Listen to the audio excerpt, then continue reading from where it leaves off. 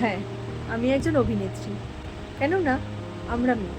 কখনো কখনো আমরা নিজের কথা চিন্তা না করে অন্যের কথা বেশি ভেবে ফেলি।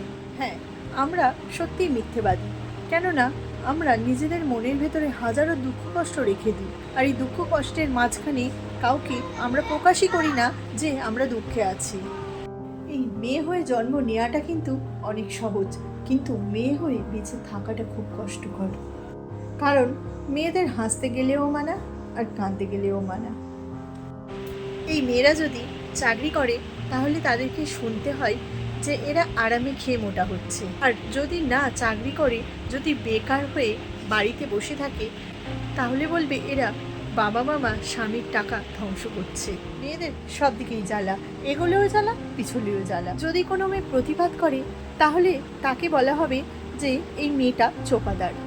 আর যদি কোনো মেয়ে না প্রতিবাদ করে, সব কিছু যদি মুখ বুজে সহ্য করে, তাহলে সবাই ভাববে বোধহয় দোষটা ওই মেয়েটারই।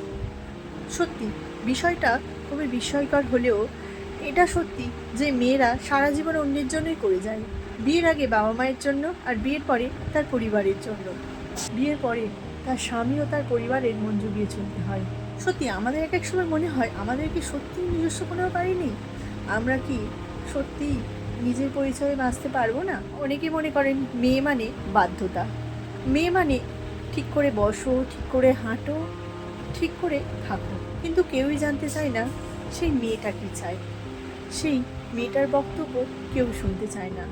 মেয়েরা সকলের জন্য দুটো জিনিস ত্যাগ করে, সেটা হলো তার নিজের স্বপ্ন আর তার নিজের ইচ্ছা। প্লিজ মেয়েদের স্বপ্ন আর ইচ্ছাগুলোকে গুরুত্ব দিন। তারা কি চায় সেটা বোঝার চেষ্টা করুন। প্লিজ সমাজের চিন্তাভাবনাগুলোকে বদলান।